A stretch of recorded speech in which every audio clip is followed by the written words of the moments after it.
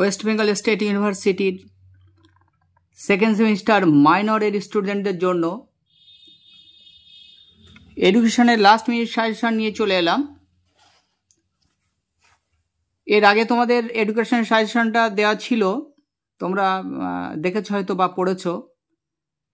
আজকে তার থেকেও বেছে বেছে যেগুলো আসার মতো সেইগুলো দিলাম, সেই প্রশ্নগুলো তোমাদের জন্য আনলাম। তোমাদের 15 নম্বর 2টো প্রশ্ন আসবে এবং 5 নম্বরের 4টে।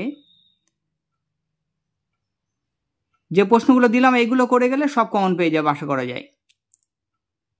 আর 15 নম্বর প্রশ্নের ভিতরে থেকেও 5 নম্বরে আসতে পারে, তাই সব প্রশ্ন টোটাল এই লাস্ট মিনিট সাজেশনটা কমপ্লিট করে যাবে। 100% কমন পাবে এটা আশা করছি। খুব কষ্ট করে খেটে আমার অভিজ্ঞতা দিয়ে আমি এই সাজেশনটা তৈরি করেছি। আমার সাজেশন মিস হবে না একদম। তোমরা দেখে নিও, প্রশ্নটা পরীক্ষার পরে মিলিয়ে নেবে। তাই বিশ্বাস রাখো আর সাজেশনটা কমপ্লিট করে যাও শুধু। দেখো 15 নম্বরের জন্য কি প্রশ্ন দিয়েছি দেখো। শিক্ষা মনোবিজ্ঞানের সংজ্ঞা দাও। শিক্ষার বিভিন্ন উপাদানের উপর শিক্ষা মনোবিজ্ঞানের প্রভাব লেখো। তাহলে শিক্ষা মনোবিজ্ঞান বা মনোবিদ্যার সংজ্ঞা দাও। শিক্ষার বিভিন্ন উপাদানের উপর শিক্ষা মনোবিজ্ঞানের প্রভাব, অথবা শিক্ষাক্ষেত্রে শিক্ষা মনোবিজ্ঞানের গুরুত্ব বা তাৎপর্য লেখো। শিক্ষা ও মনোবিদ্যার সম্পর্ক। এই প্রশ্নটা ইম্পর্টেন্ট, পড়ে রেখো। পরের প্রশ্ন কি দিয়েছি দেখো, আসবেই। যেহেতু লাস্ট মিনিট সাজেশন, এর মধ্যে আর স্টার দিইনি, সবগুলো করে যেও। দেখো পরের প্রশ্নটা, তবু আমি প্রশ্ন বলার সময় মোস্ট ইম্পর্টেন্ট বলে দিচ্ছি। ধরো পরের প্রশ্নটা আসবেই, এর থেকে প্রশ্ন আসবেই। 15তে আসবে অথবা 5-এ আসবেই। দেখো বৃদ্ধি ও বিকাশের সংজ্ঞা দাও। বৃদ্ধি বিকাশের পার্থক্যগুলি লেখো। এই প্রশ্নটা আসতে পারে, 15-এ আসতে পারে, আবার তোমার বৃদ্ধি বিকাশের পার্থক্য 5-এও আসতে পারে। দেখো শিশুর নৈতিক বিকাশে বিদ্যালয়ের ভূমিকা কি। একই সঙ্গে দেখো এরিকসনের তত্ত্ব অনুযায়ী নৈতিক বিকাশের পর্যায়গুলি কি কি। খুব ভালো করে রাখবে, কিন্তু এর মধ্যে একটা না একটা প্রশ্ন পাবেই শিওর। আর 15 নম্বর মানে যে গোটা 15 থাকবে তা কিন্তু না, ওর ভিতরে অনেক পার্ট থাকবে। কিন্তু 5+5+5 থাকতে পারে, 5+10 থাকতে পারে। তাই প্রশ্ন ওর সঙ্গে অনেকগুলোই দিতে হচ্ছে। দেখো তাহলে কি হলো, এরিকসনের তত্ত্ব ইম্পর্টেন্ট, কিন্তু পড়ে রেখো। তারপরে দেখো বৌদ্ধিক বিকাশের এই শিক্ষাগত তাৎপর্য লেখো, বা শিক্ষাক্ষেত্রে দৈহিক বিকাশের গুরুত্ব কি। পড়তে হবে, কিন্তু ভালো করে পড়ে রাখবে। পরের প্রশ্ন দেখো,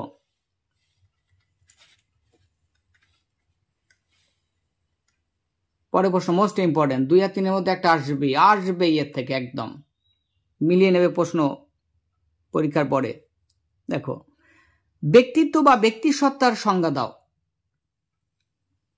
তাহলে ব্যক্তিত্ব এবং ব্যক্তিসত্তা একই জিনিস, বা দিয়ে লিখে দিচ্ছি তোমাদের সুবিধার্থে বোঝার। এর বৈশিষ্ট্যগুলি লেখো। বৈশিষ্ট্য লিখতে হবে ব্যক্তিত্ব বা ব্যক্তিসত্তার। একই সঙ্গে দেখো ব্যক্তিত্বের মনোসমীক্ষণ তত্ত্বটি ব্যাখ্যা করো। ফ্রয়েডের মনোসমীক্ষণ তত্ত্বটি ব্যাখ্যা করতে হবে। তাহলে এই 3টে প্রশ্নের ভিতরে একটা পাচ্ছ একদম শিওর, নিশ্চিত। 15-ই তো পাবে, 5-এও পাবে। আর পরের যে 3টে 6খানা প্রশ্ন দিয়েছি তোমাদের জন্য, পরে যে 3টে প্রশ্ন দিয়েছি তার মধ্যে একটা পাবে। তাহলে হয়ে গেল 15 নম্বরের কমন তোমাদের এখানে, নিশ্চিত একদম। আর পাওয়া লাগবে না, একদম শিওর পাবেই, নিশ্চিত। বিশ্বাস রেখে দেখো। আর অবশ্যই আমার চ্যানেলটা সাবস্ক্রাইব করে রেখো, বেল আইকনটা প্রেস করে রাখবে। আর বন্ধুদের মধ্যে, সহপাঠীদের মধ্যে বেশি বেশি শেয়ার করো, সবার কাজে লাগবে। সবে তোমরা এখন সেকেন্ড সেমিস্টার, এরপরে third semester, 4th, 5th, 6th সব সেমিস্টারের সাজেশন আসবে। আর তোমরা দেখো, একবার বিশ্বাস রাখো, মিলিয়ে নাও। যে কোনো সাজেশন তোমরা যাই ফলো করো না কেন, মানে একটা প্রশ্ন বেশি আসলেও আসবে আমার সাজেশনে, একদম গ্যারান্টি। শুধু একবার দেখো, তারপরে মিলিয়ে নিও। কারণ আমার দীর্ঘদিনের পড়ানোর অভিজ্ঞতা থেকে আমি কিন্তু সাজেশন করি। দেখো আমার ছাত্রছাত্রী যারা, তারা তো জানেই, তারা জানে, তারা তো বিশ্বাস রাখেই। আর তোমরাও সব জেনে যাবে এরপর। দেখবে তখন অন্য কোনো সাজেশন দেখতে ইচ্ছে করবে না। তাই বলছি অবশ্যই সাবস্ক্রাইব করে আমার সঙ্গে থাকো, বেল আইকনটা প্রেস করে অল করে রাখো, সবার আগে যাতে এই ধরনের ভিডিও তোমাদের কাছে পৌঁছে যায়। শেয়ার করে দাও বেশি বেশি, আর লাইক করে একটু কমেন্ট করো, যাতে ভালো লাগবে, ভিডিও বানানোর উৎসাহটা বাড়বে। দেখো মনোযোগ কি, আসবেই 4 নম্বর প্রশ্নটা। মনোযোগ কি অথবা মনোযোগের ধারণা দাও। মনোযোগের প্রক্রিয়ার বিভিন্ন প্রকার নির্ধারকগুলি উদাহরণ সহ আলোচনা করো। শিক্ষাক্ষেত্রে মনোযোগের গুরুত্ব লেখো। মোস্ট ইম্পর্টেন্ট, কিন্তু গুরুত্বপূর্ণ প্রশ্ন, কিন্তু পড়তেই হবে। পরে প্রশ্ন দেখো, আমি প্রথমে বলেছি প্রথম 3টে থেকে একটা তোমরা পাবে শিওর 15ই, 5এও পেতে পারো 2টো একটা এর মধ্যে থেকে, আর তোমাদের শেষে 3টে থেকে পেয়ে যাচ্ছে একটা, একদম শিওর। দেখো স্মৃতি বা বিস্মৃতি কি? স্মৃতি বা বিস্মৃতি, স্মৃতি মানে কি মনে রাখা, আর বিস্মৃতি মানে ভুলে যাওয়া। বিস্মৃতি বা ভুলে যাওয়ার কারণ কি? আসতে পারে 5এও আসতে পারে। কারণ কি? একই সময় দেখো শিক্ষার্থীর স্মৃতির ক্ষেত্রে শিক্ষকের ভূমিকা লেখো। ইম্পর্টেন্ট, স্মরণ ক্ষমতা বৃদ্ধির উপায়গুলি লেখো, অর্থাৎ কিভাবে মনে রাখা যায় তার উপায়গুলি লেখো। এই গেল। তারপর নেক্সট প্রশ্ন দেখো, শৈশব এবং কৈশোর বা বয়ঃসন্ধির বিকাশগত বৈশিষ্ট্য, অর্থাৎ শৈশবের এবং কৈশোরের বিকাশগত বৈশিষ্ট্য এবং চাহিদাগুলি পড়ে রাখবে। 5এও আসতে পারে, 15এও আসতে পারে। তাহলে বিকাশগত বৈশিষ্ট্য, তাই দৈহিক মানসিক বৈশিষ্ট্য পড়ে রাখতে হবে, তার সঙ্গে চাহিদাগুলি। এই 6টা প্রশ্ন দিয়েছি তোমাদের জন্য। 15 নম্বরে তো 2টো প্রশ্ন আসবে, কমন পেয়ে যাবে শিওর। শুধু একটু বিশ্বাস রাখো আর এই প্রশ্নগুলো পড়ে যাও, অন্য কোনো দিয়ে তাকাতে হবে না, একদম শিওর। পরে প্রশ্ন দেখো, 5 নম্বরের প্রশ্নে আবার আসছি। দেখো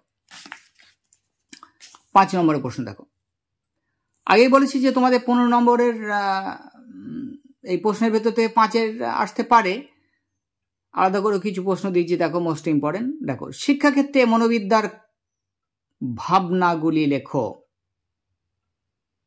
তারপর নেক্সট দেখো, মনোবিদ্যা ও শিক্ষা মনোবিদ্যার মধ্যে তুলনামূলক আলোচনা করতে হবে। তারপর দেখো মানব জীবন বিকাশের স্তরগুলি লেখো।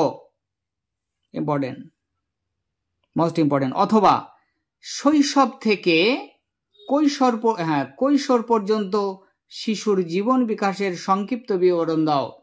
ইম্পর্টেন্ট। পরে প্রশ্ন দেখো, মানব জীবন বিকাশের নীতিগুলি সংক্ষেপে লেখো। ইম্পর্টেন্ট, অবশ্যই পড়ে রাখতে হবে। মানব জীবন বিকাশের নীতিগুলি সংক্ষেপে আলোচনা করো। তো নেক্সট দেখো, ব্যক্তিত্বের ধরন সম্পর্কে সংক্ষিপ্ত আলোচনা করো। ব্যক্তিত্বের বিভিন্ন ধরন ইম্পর্টেন্ট, পড়তে হবে। ব্যক্তিত্বের ধরন পড়তে হবে। পরের প্রশ্ন দেখো, মনোযোগের প্রকৃতি ও বৈশিষ্ট্য বিশ্লেষণ করো। প্রকৃতি আসতে পারে, বৈশিষ্ট্য আসতে পারে, খুব ভালো করে পড়ে রাখো। মনোযোগের প্রকৃতি পড়তে হবে, কিন্তু ভালো করে পড়তে হবে। দেখো একজন শিক্ষার্থীর কার্যকরী স্মরণক্রিয়ার প্রক্রিয়াটি বর্ণনা দাও। একজন শিক্ষার্থীর কার্যকরী স্মরণক্রিয়ার প্রক্রিয়াটির বর্ণনা দাও। এটা আগের সাজেশনে তোমাদের দিয়েছিলাম, একটু ভুল হয়ে গেছিল, ওটা প্রতিক্রিয়া হয়ে গেছিল। প্রক্রিয়া হবে, প্রক্রিয়াটির বর্ণনা দাও। দেখো সাজেশন করার সময় সেই দিকে তো খেয়াল থাকে, তা অনেক সময় কোনো বানানে মিস্টেক হয়ে যায় বা কোনো প্রশ্নের একটু ভুল হয়ে যায়, সেটা তোমরা মার্জনা করে দেবে অবশ্যই, আর কমেন্টে লিখবে, সেটা সংশোধন করে দেব। পরে প্রশ্ন দেখো, একজন শিক্ষার্থীর কার্যকরী স্মরণক্রিয়ার প্রক্রিয়াটি বর্ণনা দাও। একজন শিক্ষার্থীর কার্যকরী স্মরণ প্রক্রিয়াটির বর্ণনা দাও। তারপর নেক্সট দেখো, কৈশোর বা বয়ঃসন্ধিকালকে ঝড় ঝঞ্ঝার কাল বলা হয় কেন? কেন বলা হয়? ঝড় ঝঞ্ঝার কাল কেন বলা হয়? ইম্পর্টেন্ট। পরে প্রশ্ন দেখো, ব্যক্তিত্বের শিক্ষাগত গুরুত্ব লেখো। অথবা দেখো শিক্ষাক্ষেত্রে শিশুর সঞ্চালনমূলক বিকাশের গুরুত্ব লেখো। সঞ্চালনমূলক বিকাশের গুরুত্ব, লাস্ট প্রশ্ন, 10টা দিয়েছি কেন প্রশ্ন।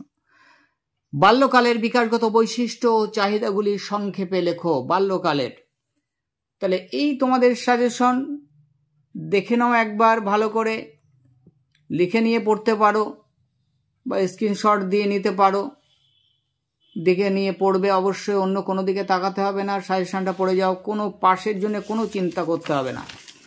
আর যারা অনেক ভালো রেজাল্ট করতে চাও তারা এই প্রশ্নগুলো তো পড়বেই, তাছাড়া আমার যে আগের ভিডিওটা দেওয়া আছে সম্পূর্ণ সাজেশন, সেটা অবশ্যই কমপ্লিট করে যেতে হবে।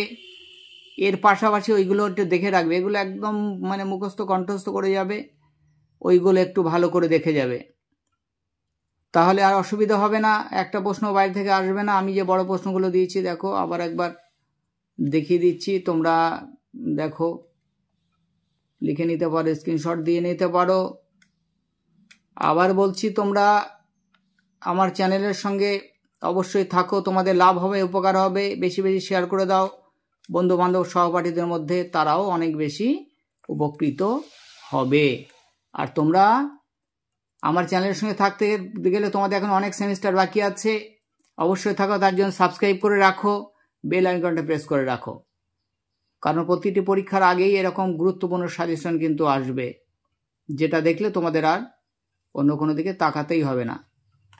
তাই আবার বলছি, সাবস্ক্রাইব করো অবশ্যই, আর বেশি বেশি শেয়ার করে দাও, সবাইকে উপকার করো, শেয়ার করে দাও, লাইক কমেন্ট করো। তোমরা ভালো থেকো, সুস্থ থেকো, পরীক্ষার তো আর দেরি নেই, একবার চোখ বলিয়ে নাও। তাই তোমরা সুস্থ থেকো, ভালো থেকো, পরীক্ষার আগে তোমাদের সুস্থ থাকতেই হবে। আর অবশ্যই বেশি বেশি পড়তে হবে। ভিডিওটা এই পর্যন্তই আজকে শেষ করলাম।